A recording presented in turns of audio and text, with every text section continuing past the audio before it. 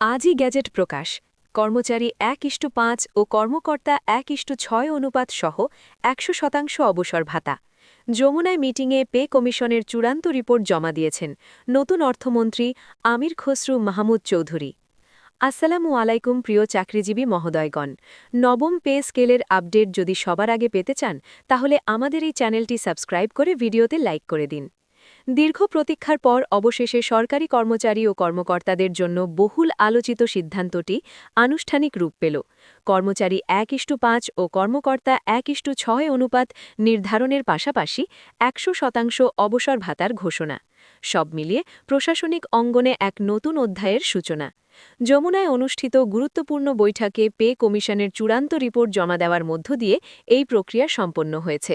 নতুন অর্থমন্ত্রী আমির খসরু মাহমুদ চৌধুরীর হাতে আনুষ্ঠানিকভাবে রিপোর্ট তুলে দেওয়া হয়, আর সেখান থেকেই স্পষ্ট বার্তা, সরকার প্রতিশ্রুতি বাস্তবায়নে অঙ্গীকারবদ্ধ। এই সিদ্ধান্ত কেবল একটি প্রশাসনিক ঘোষণা নয়, এটি লক্ষাধিক সরকারি কর্মচারী, কর্মকর্তা এবং অবসরপ্রাপ্তদের জীবনের সঙ্গে সরাসরি সম্পৃক্ত। দীর্ঘদিন ধরে যে দাবি-দাবা, আলোচনা, পর্যালোচনা চলছিল, তারই বাস্তব প্রতিফলন আজকের এই গেজেট প্রকাশ। ১:৫ ও ১:৬ অনুপাতের বিষয়টি কেন এত গুরুত্বপূর্ণ সেটি বুঝতে হলে আমাদের ফিরে তাকাতে হবে আগের কাঠামোর দিকে। দীর্ঘদিন ধরে বেতন কাঠামোর ভারসাম্য নিয়ে প্রশ্ন ছিল। কর্মচারী ও কর্মকর্তাদের মধ্যে দায়িত্ব, পদমর্যাদা এবং সুযোগ সুবিধার একটি সুসংহত অনুপাত প্রয়োজন ছিল। পে কমিশন তাদের বিশদ বিশ্লেষণে দেখিয়েছে, প্রশাসনিক দক্ষতা, কর্মপ্রেরণা এবং সামগ্রিক কার্যকারিতা নিশ্চিত করতে এই অনুপাত একটি কার্যকর কাঠামো তৈরি করবে। অন্যদিকে ১০০% অবসর ভাতার বিষয়টি আরও তাৎপর্যপূর্ণ। আগে অবসর গ্রহণের পর অনেকেই আর্থিক অনিশ্চয়তায় পড়তেন। বিশেষ করে মূল্যস্ফীতি, চিকিৎসা ব্যয় এবং পারিবারিক দায়বদ্ধতার কারণে অবসর পরবর্তী জীবন হয়ে উঠত চ্যালেঞ্জিং। এখন পূর্ণ অবসর ভাতা কার্যকর হলে একজন কর্মচারী তার শেষ কর্মদিবসের আর্থিক নিরাপত্তা নিয়ে নিশ্চিন্ত থাকতে পারবেন। যমুনার বৈঠকে পে কমিশনের সদস্যরা তাদের রিপোর্টে বিস্তারিত পরিসংখ্যান, তুলনামূলক বিশ্লেষণ এবং ভবিষ্যৎ প্রভাব তুলে ধরেছেন। তারা দেখিয়েছেন, এই নতুন কাঠামো কেবল বর্তমান প্রজন্মের জন্য নয়, ভবিষ্যৎ প্রশাসনিক কাঠামোকেও সুসংহত করবে।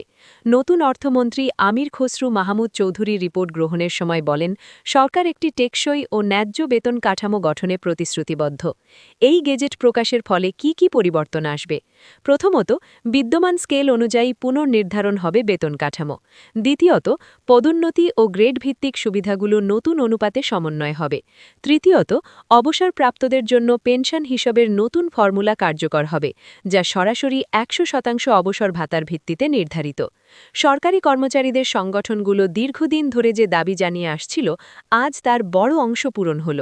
অনেকেই এটিকে ঐতিহাসিক সিদ্ধান্ত বলছেন, কারণ এটি শুধু আর্থিক সুবিধা নয়, বরং মর্যাদা ও স্বীকৃতির প্রতিফলন।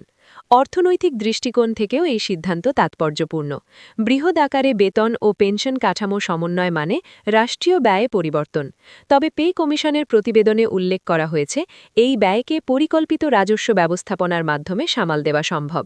কর আদায় বৃদ্ধি, অপচয় রোধ এবং আর্থিক শৃঙ্খলা নিশ্চিত করলে এই কাঠামো দীর্ঘমেয়াদে টেকসই হবে। অবসর ভাতার ক্ষেত্রে ১০০% নিশ্চিত হওয়ায় অনেক পরিবার স্বস্তির নিঃশ্বাস ফেলবে।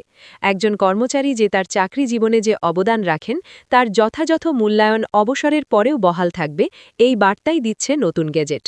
কর্মচারী ১:৫ এবং কর্মকর্তা ১:৬ অনুপাত প্রশাসনিক স্তরে একটি ভারসাম্য সৃষ্টি করবে।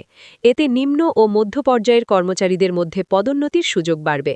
একই সঙ্গে উচ্চপদস্থ কর্মকর্তাদের কাঠামোগত দায়িত্ব ও নেতৃত্বের পরিধিও সুস্পষ্ট হবে। অনেকেই প্রশ্ন করছেন, এই সিদ্ধান্ত কবে থেকে কার্যকর হবে? গেজেট প্রকাশের পর নির্ধারিত কার্যকর তারিখ অনুযায়ী সংশ্লিষ্ট দপ্তরগুলোর নির্দেশনা জারি করবে। অর্থ মন্ত্রণালয় থেকে পর্যায়ক্রমে পরিপত্র জারি করে বাস্তবায়ন প্রক্রিয়া শুরু হবে। যমুনার বৈঠকের পরিবেশ ছিল অত্যন্ত গুরুত্বপূর্ণ ও তাৎপর্যপূর্ণ। সেখানে প্রশাসনের শীর্ষ পর্যায়ের ব্যক্তিরা উপস্থিত ছিলেন। পে কমিশনের চেয়ারম্যান রিপোর্ট উপস্থাপনকালে বলেন, দীর্ঘ গবেষণা ও পর্যালোচনার ভিত্তিতে এই সুপারিশ তৈরি করা হয়েছে। দেশের আর্থসামাজিক বাস্তবতা বিবেচনায় রেখে একটি ভারসাম্যপূর্ণ প্রস্তাব দেওয়া হয়েছে। নতুন অর্থমন্ত্রী আমির খসরু মাহমুদ চৌধুরী রিপোর্ট গ্রহণের সময় বলেন, সরকার একটি টেকসই ও ন্যায্য বেতন কাঠামো গঠনে প্রতিশ্রুতিবদ্ধ। এই সিদ্ধান্তের ফলে প্রশাসনে কর্ম উদ্দীপনা বাড়বে এমনটাই আশা করা হচ্ছে।